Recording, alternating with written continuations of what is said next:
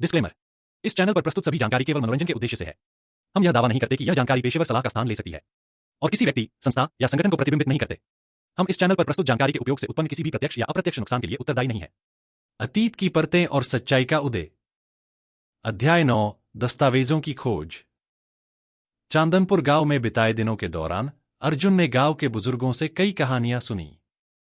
उन्होंने बताया कि चंद्रमुखी का जीवन केवल दर्द और त्रासदी से नहीं, बल्कि एक सुंदर प्रेम कथा से भी जुड़ा था। गांव के प्राचीन हवेली, पुस्तकालयों और अभिलेखागारों में खोजबीन करते हुए अर्जुन को कई पुराने दस्तावेज, खत और पत्र मिले, जिनमें चंद्रमुखी और आदित्य के बीच के प्रेम के कई अदृश्य पहलू उजागर हो रहे थे। एक धुंधले दस्तावेज में एक पत्र ने उसकी निगाहें थाम ली। मेरी प्रिय, जब तुम यह पत्र पढ़ोगी तो समझ लेना कि मेरा प्रेम तुम्हारे लिए सदैव अमर रहेगा।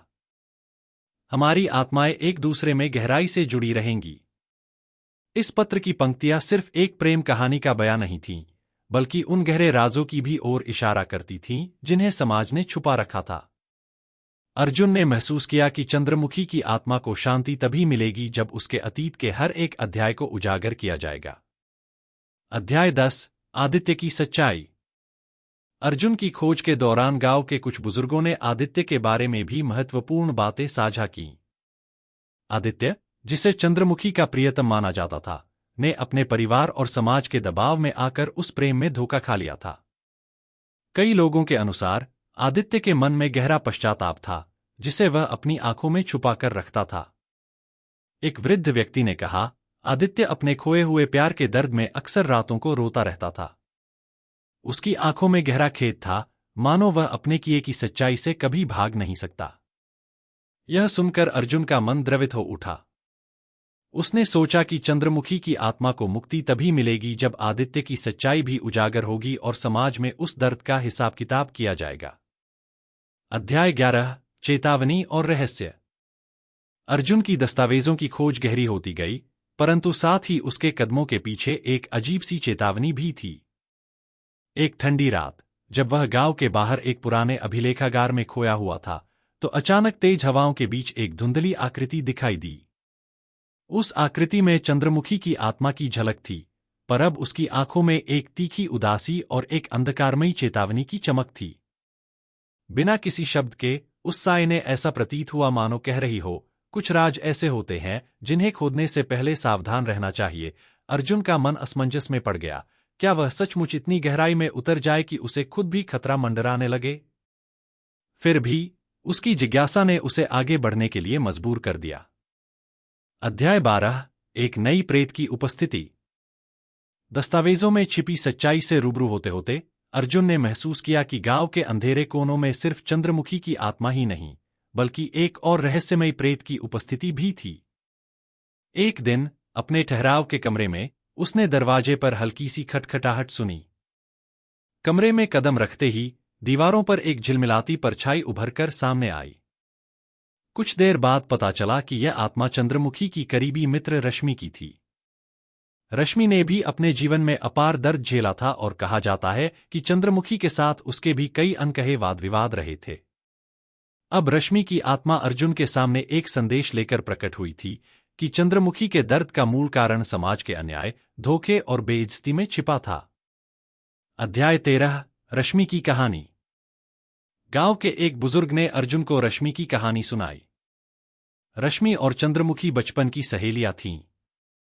दोनों ने मिलकर अपने सपनों को संजोया, पर जीवन ने अलग अलग राहें दिखा दीं।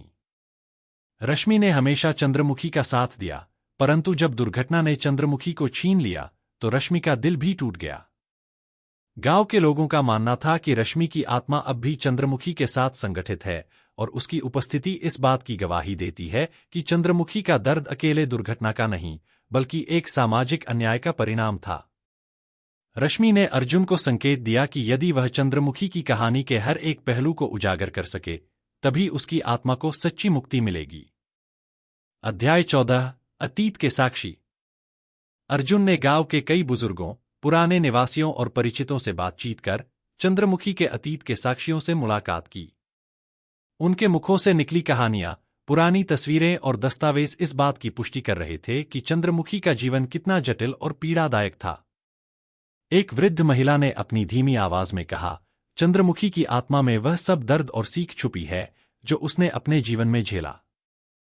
हर दर्द के साथ एक सीख जुड़ी होती है और हमें समझना होगा कि समाज में प्रेम और विश्वास की कितनी महत्ता है।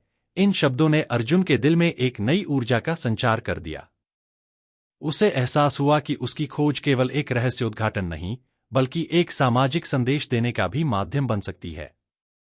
अध्याय 15 रहस्यमयी संकेत। दिन बीतते बीतते अर्जुन की खोज में एक नया मोड़ आया। एक दिन जब वह एक पुराने अभिलेखागार में दस्तावेजों के बीच खोया हुआ था, तो उसे एक चिट्ठी मिली। यह चिट्ठी चंद्रमुखी द्वारा लिखी गई प्रतीत हो रही थी, जिसमें उन्होंने अपने दर्द, प्रेम और धोखे के अनुभवों का विस्तार से वर्णन किया था।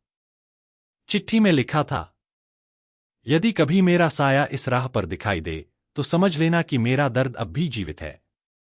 मुझे छोड़ने वाले लोगों को यह सीख मिलनी चाहिए कि प्रेम में विश्वास ही सबसे बड़ा बल है और धोखे की आग से बचकर रहना ही हमारी असली सुरक्षा है। इस चिट्ठी के शब्द अर्जुन के मन पर गहरी छाप छोड़ गए।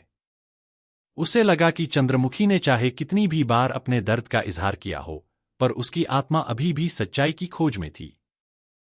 यह चिट्ठी एक सुराग की तरह थी, जो उसे चंद्रमुखी के जीवन की गहराई में ले जाने का वादा करती थी। अध्याय 16 एक नई राह की शुरुआत। अर्जुन ने अब ठान लिया था कि वह चंद्रमुखी की कहानी के हर पहलू को उजागर करेगा, चाहे उसे कितनी भी चुनौतियां झेलनी पड़े। उसने गांव के प्रत्येक कोने में जाकर लोगों से बात की, पुराने दस्तावेज, तस्वीरें और अन्य साक्ष्यों को इकट्ठा किया। उसकी यह खोज न केवल चंद्रमुखी के दर्द की जड़ तक पहुंची, बल्कि उसे यह भी एहसास हुआ कि समाज के अंधेरे कोनों में छिपे अन्याय और धोखे की परतें भी उतनी ही गहरी थीं।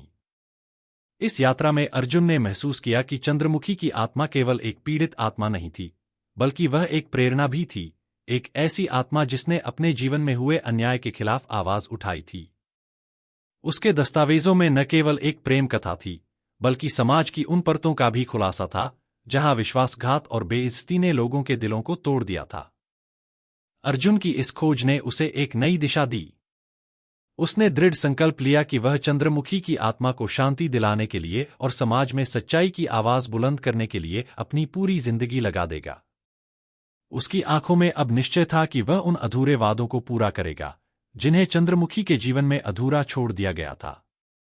इस प्रकार अर्जुन की खोज और दस्तावेजों के सुराग उसे चंद्रमुखी के अतीत के उन राजों तक ले जाने लगी है, जो सिर्फ एक दुर्घटना से कहीं अधिक है। हर साक्षी, हर दस्तावेज और हर आत्मा का संदेश अब एक बड़े सामाजिक संदेश की ओर इशारा करता है कि प्रेम, विश्वास और सच्चाई को ही जीवन में सर्वोच्च स्थान मिलना चाहिए। नेक्स्ट भाग में और भी दिलचस्प मोड़ आने वाले हैं। आज का भाग कैसा लगा? अपनी राय कमेंट में जरूर बताएं।